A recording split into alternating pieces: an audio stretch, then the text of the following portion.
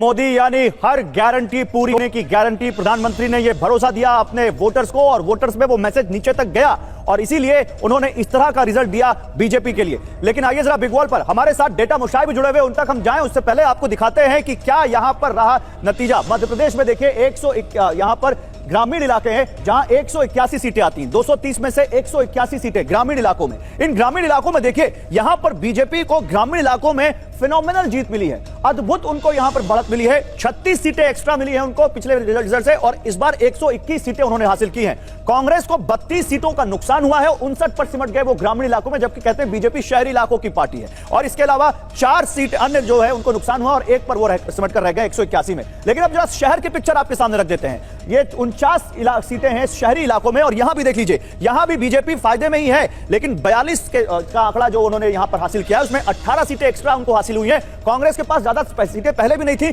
अब तो उन्होंने 16 और गवा दी और शहरी 49 सीटों में केवल 7 सीटों पर सिमट कर रह गए और 2 सीटें जो अदर्स के पास थी वो दोनों उन्होंने खो दी, उनके पास कुछ भी नहीं है। अब जरा छत्तीसगढ़ में आप देख लीजिए क्या हुआ है, छत्तीसगढ़ के ग्रामीण इलाकों में क्या हुआ है वो देखिए, फिर शहरी दिखाएंगे। छत्तीसगढ़ वैसे 90 में से 73 यहां पर ग्रामीण इलाकों की सीटें हैं, जिसमें बीजेपी को 27 सीटें ज्यादा मिली हैं और ये वो इलाके हैं जिसमें ट्राइबल इलाके बहुत ज्यादा हैं। देखिए 39 सीटें वो 90 में से जीत पाए हैं, जबकि 20 सीटें यहां कांग्रेस ने खोई और 34 पर सिमट कर रह गई और अदर 7 सीटों पर जो थे वो 7 उन्होंने गंवा दी इन ग्रामीण इलाकों में और उनको एक भी सीट नहीं मिली। लेकिन शहरी जो 17 सीटें हैं, जो रायपुर, दुर्ग, बिलासपुर ये जो इलाके हैं, यहां पर जो शहरी सीटें, ये देखिए छत्तीसगढ़ में 17 जो रायपुर, ये 17 जो शहरी इलाके हैं इसमें बीजेपी 16 सीटें जीत गई है। आप देखिए 17 में से 16 उन्होंने जीत ली है और 13 सीटें गवा दी हैं यहां पर कांग्रेस ने और एक सीट पर ही रह गए हैं और अदर्स के पास ना पहले कुछ था ना अब कुछ है। तो ये आप शहरी इलाकों के साथ साथ ग्रामीण इलाकों में किस तरह से बीजेपी ने पैठ बनाई है, ये उसका सबूत है। अब जरा राजस्थान की ग्रामीण सीटें देख लीजिए। राजस्थान में 200 में से 163 सीटें ऐसी हैं जो ग्रामीण इलाकों में पड़ती हैं। अब इसमें से आप देखिए 200 में से आधी सीटें जो हैं अब वो 93 तो यहीं से उठा ले रही है बीजेपी, 39 सीटों का उसको फायदा हो रहा है। आप समझ रहे हैं कितना ज्यादा यहां पर 114 में से 93 तो ग्रामीण इलाकों में से उठा ले रहे हैं। 28 सीटों का नुकसान हुआ है कांग्रेस को ग्रामीण इलाकों में, 57 पर सिमट कर रह गए। अदर्स को 11 सीटों का नुकसान हुआ है, 13 पर सिमट कर रह गए। अब जरा आपको दिखाते हैं राजस्थान की शहरी इलाकों की सीटें, 36 सीटें। अब देखिए एक सीट पर तो चुनाव नहीं हुआ, 199 पे हुआ, तो इन 36 सीटों में देखिए बीजेपी को 21 सीटें मिली हैं, 19 उनके पास थी, 2 और मिल गई 21 पे।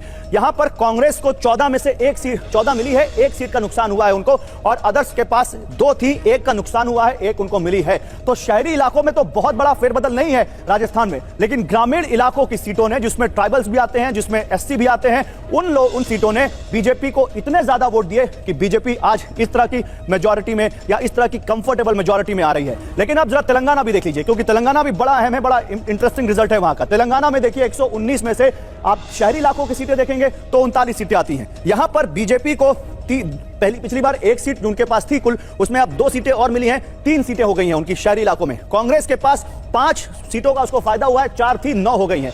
बीआरएस 20 सीटें यहां पर उसको शहरी इलाकों में मिली हैं, जबकि एआईएमआईएम को 7 में सीटें मिल गई हैं, जबकि वहां पर शहरी इलाकों में उनकी एक भी सीट नहीं थी। अदर्स की बात करें तो यहां पर उनके पास 27 सीटें थी जो अब यहां पर 0 होती दिख रही हैं। लेकिन अगर बात करें यहां पर ये ग्रामीण सीटों की तो 80 सीटें हैं ग्रामीण इलाकों की और यहां पर बीजेपी को 5 सीटें मिलती दिख रही हैं और बीजेपी के लिए बहुत शुभ संकेत इसको आप कह सकते हैं, क्योंकि 1 सीट पिछले चुनाव में कुल मिली थी, इस बार वो यहां पर 8 पर आ रहे हैं। कांग्रेस यहां पर ग्रामीण इलाकों की 41 सीटें ज्यादा हासिल करती हुई 56 पर आते हुए, बीआरएस को आप देख सकते हैं उनको 19 सीटें यहां पर एक्स्ट्रा मिलती हुई, एआईएमआईएम को एक भी सीट नहीं है और अदर्स के पास जो थी 65 सीटें उसका नुकसान होता हुआ। और देखिए इसी बीच एक बड़ी तस्वीर आ रही है वहां से, दिल्ली के बीजेपी हेडक्वार्टर से देखिए हलचल वहां पर बढ़ती हुई और ऐसा लग रहा है कि किसी भी वक्त प्रधानमंत्री नरेंद्र मोदी वहां पर पहुंच सकते हैं। ये सीधी तस्वीरें इस वक्त हम आपको दिखा रहे हैं दिल्ली के बीजेपी हेडक्वार्टर से, जहां पर वहां हलचल इस तरह से लग रही है कि कभी भी प्रधानमंत्री नरेंद्र मोदी वहां पर पहुंच सकते हैं। ये इस वक्त आप देखिए तस्वीरें,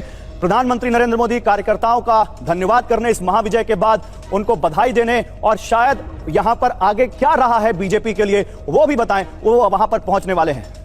और डेटा मुशाई इस वक्त हमारे साथ जुड़ चुके हैं, जरा डेटा मुशाई के पास भी चलते हैं, क्योंकि डेटा मुशाई लगातार सुबह से आपको बता रहे हैं कि इन नतीजों में, इन डेटा में बड़ी बातें क्या हैं। जरा ऊपर स्टूडियो चलते हैं, वहां पर डेटा मुशाई हमारे साथ दिन भर से जुड़े हुए और इस वक्त भी वहां पर मौजूद हैं।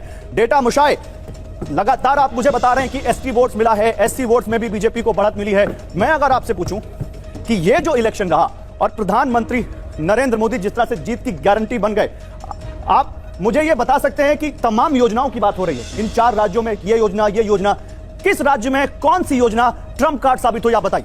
नहीं देखिए, एक ट्रस्ट होता है। आप देखिए क्या होता है इलेक्शन में, क्या होता है एक मैसेजर और मैसेंजर। तो आप कोई भी मैसेज दे रहा है, लेकिन मैसेंजर कौन है बहुत इंपॉर्टेंट है। ओके। तो क्या जो प्रधानमंत्री जी का जो ट्रस्ट, जो लोगों का ट्रस्ट है, वो अभी भी बरकरार है। तो मतलब प्रधानमंत्री अगर बोलता है मैं कुछ काम करूंगा, लोग बिलीव कर रहा है, लोग वोट दे रहा है। अभी दूसरा कोई जब बोल रहा है, शायद ज्यादा भी बोल रहा है, लेकिन वो लोग ट्रस्ट नहीं कर पा रहा है। तो कोई एक योजना जो ट्रस्ट बनाने में कामयाब रही हो इन चुनावों में हर राज्य में? देखिए एमपी में तो लाडली योजना एक ट्रम्प कार्ड था, और मुझे लग रहा है एमपी बीजेपी ने डेफिनेटली अच्छा लगा। इसका कोई साइंटिफिक रिसर्च है, कोई आपके पास सर्वे है जो ये आप इस आधार पर कह सकते हैं कि लाडली बहना ने ही कमाल किया?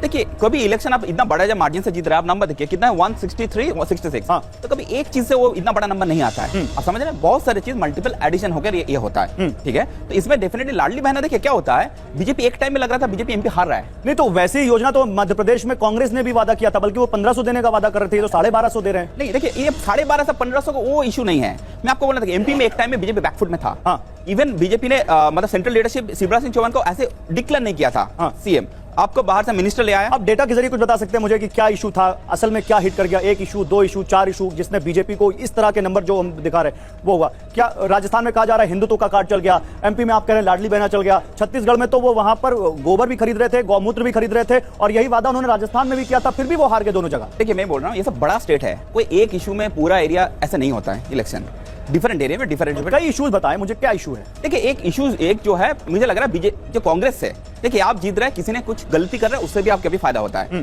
तो क्या प्राइम मिनिस्टर का अभी भी पॉपुलरिटी इंटैक्ट है? तो ये देखिए क्लियर है। नंबर 1 जो ट्राइबल बेल्ट में बीजेपी पेनिट्रेट कर पाया, इस इलेक्शन का सबसे बड़ा स्टोरी है। ट्राइबल बेल्ट में? Tribal belt. और ट्राइबल बेल्ट को क्यों लगा कि बीजेपी के साथ जाना चाहिए?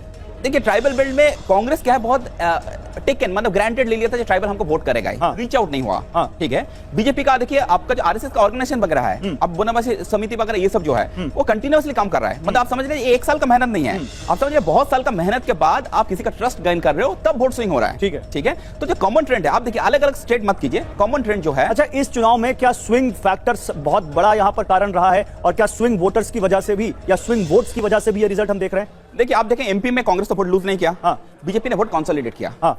अभी जो कंसोलिडेट किया एक रीजन नहीं होगा। क्या होता है ये स्विंग वोट? जो स्विंग वोट समझ लीजिए, मेन 2 पार्टी अभी है बीजेपी और कांग्रेस। इसका बाहर कितना वोट है आप समझ लीजिए, फ्लोटिंग वोट हम लोग बोलता है। जो समझ लीजिए दोनों को आप समझ 49, किसी को 41 मिला, तो कितना हो गया समझ लीजिए आपका 90% वोट है। अभी किसी स्टेट में कोई ऐसी स्टडी की है अपने स्विंग वोट्स को लेकर?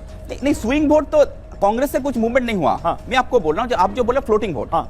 मतलब जो मैं बीजेपी को भी नहीं कर रहा हूँ, मतलब मेरी समझ ये, मैं अपने दर्शकों की तरफ से डेविल्स एडवोकेट प्ले करूं। हाँ। स्विंग वोट वो जो डिसाइसिव मतलब होता है, लेकिन वो तय नहीं कर पाता कि उसको किधर जाना है। वो मौका देखकर, माहौल देखकर इधर भी जा सकता है, उधर भी जा सकता है। स्विंग वोट मैं जनता मानता हूँ, जैसे मैं कांग्रेस को वोट कर रहा हूँ, हाँ। अभी बीजेपी में गया, ये स्विंग है। हाँ। मैं कांग्रेस बीजेपी को नहीं करता हूँ, फ्लोटिंग हूँ। हाँ, वही। हाँ, जो फ्लोटिंग है, वो जो मूवमेंट हुआ, वो क्या आप इलेक्शन कैंपेन कैसे पिकअप किया?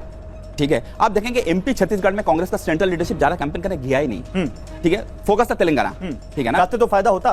तो देखिए आप प्रियंका गांधी तो लगातार जा रही थी, एमपी में तो बहुत फोकस था उनका। आई थिंक 10 रैली किया, आप तेलंगाना में कंपेयर। प्रियंका गांधी की गारंटी के नाम से तो उन्होंने पूरा कैंपेन चला दिया वहां पर। लेकिन देखिए प्रियंका गांधी का क्या, प्रियंका गांधी पोजीशन में नहीं है, प्रियंका गांधी क्या मिनिस्टर है, प्रियंका गांधी कांग्रेस का क्या मतलब प्रेसिडेंट है। तो आप समझ लीजिए आप प्रॉमिस करके फिर आपके पास अकाउंटेबिलिटी नहीं रहेगा। प्राइम मिनिस्टर जब करते हैं, प्राइम मिनिस्टर एक पोजीशन है। ओके, प्राइम मिनिस्टर ने समझ लीजिए, आप कह रहे हैं डबल इंजन का जो फॉर्मूला है वो यहाँ लोगों को पसंद आ रहा है। डेफिनेटली देखिए आप जाकर प्रॉमिस करेंगे, आप अकाउंटेबिलिटी नहीं लेंगे तो लोग सीरियसली नहीं लेगा। ठीक है, आप समझे, आप जाकर प्रॉमिस कर, प्रियंका गांधी जब कांग्रेस प्रेसिडेंट बन जाए, ठीक है, जाकर प्रॉमिस करें, तब बात अलग है। ठीक है, ये बड़ी बात आप कह रहे हैं, लेकिन